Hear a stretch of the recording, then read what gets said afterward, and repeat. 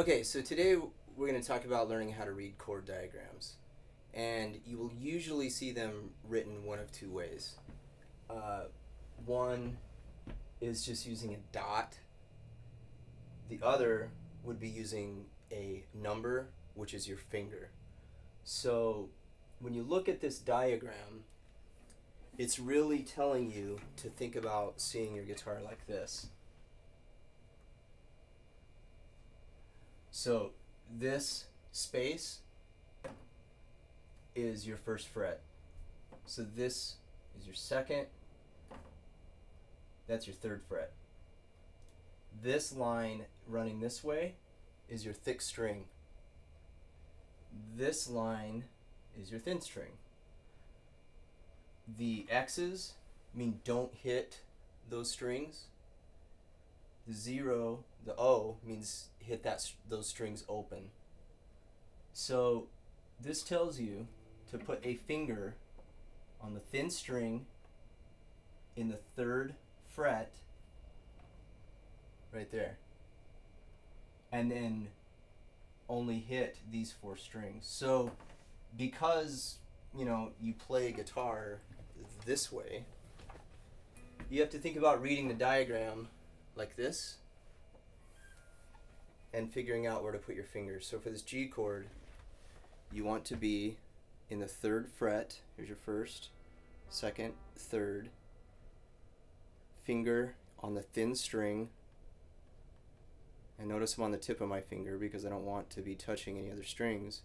And now with my pick, I won't hit the bottom 2 strings because there are X's on there. And then I'll hit open, open, open, finger down. So it will sound like this. That's my G chord. So you read this the same way, but instead of the dot, it tells you what finger to use.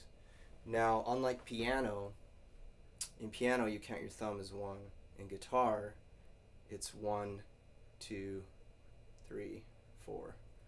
So when you see this, it's telling you thin string,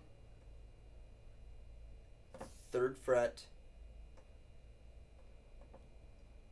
don't hit the bottom 2, hit 3 open strings, and then the third finger. So I'm doing this. Now the C chord, notice we have some open strings, and now we won't hit 3 strings. So if we're looking at this diagram, the thin string's open, first fret, second string, you put a finger there, third string's open. So it will look like that. So to play that chord, first finger, second string, first fret, and with my pick, I'm going to hit the thin 3 strings. So notice on this chord, you have to get the thin string open because of the 0. So you have to get on the tip of your finger so you don't touch that string with your finger. So by creating some space at the bottom of the neck, if you get your palm up high, you'll flatten that finger. You want to kind of drop your hand, get on the tip of your finger, and open that up.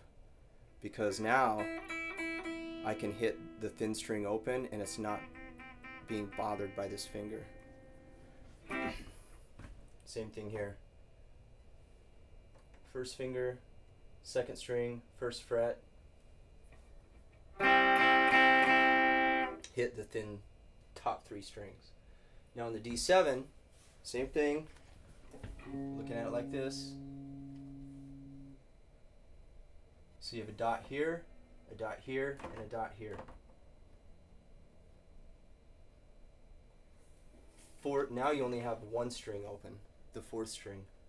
So again, don't hit the thick 2. And you get, if you look at that D7, dot, dot, dot, 4th string open. Again, I'm on the tips of my fingers. If you get your palm up there too high, if you don't get a lot of space between your palm and your neck, you'll flatten those fingers.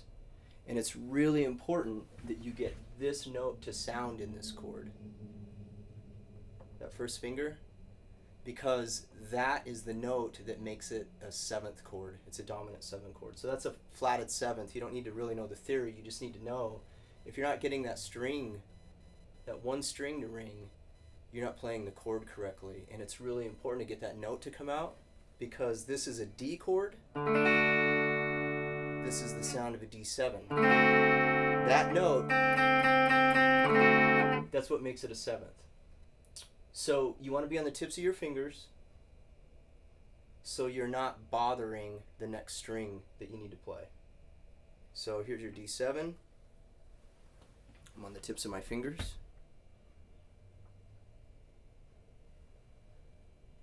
Alright, so this finger, the first finger, is not being bothered by my second finger.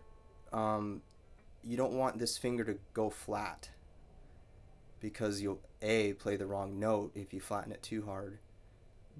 B, you'll mute that second string.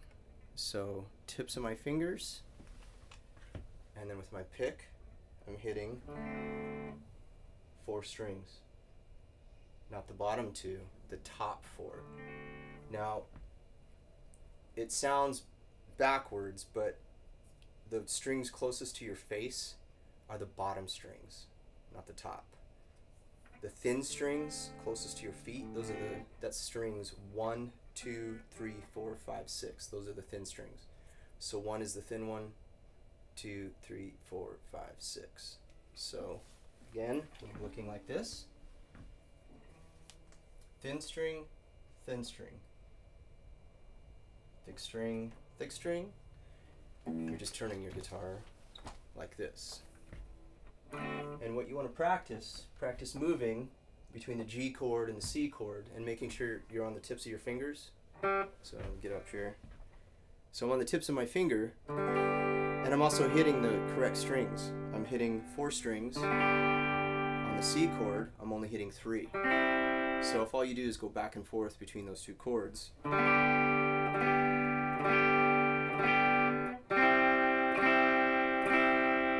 just make sure your right hand is hitting the correct strings. You're getting on the tips of your fingers. You can practice moving from G to C, and then you can throw in the D7 chord. When you're learning chords, you kind of want to pay attention, like what chord you're starting on and where you have to go. So if you have to move from this C to the D7, look at your first finger. Stays the same. It's on the 2nd string in the 1st fret. So if this is my C chord and I go to play D7, the first finger doesn't have to move. It stays down. I'm just putting down 2 and 3. Alright, so D7, C, G, 3rd fret, C, D7. This will make your chord changes faster and smoother if you start to see these connections between, hey, I can just leave my first finger down. C, D7, slide up, G, D7, C. Alright, that's it. If you have any questions, drop me an email, Shane@greenhillsguitarstudio.com.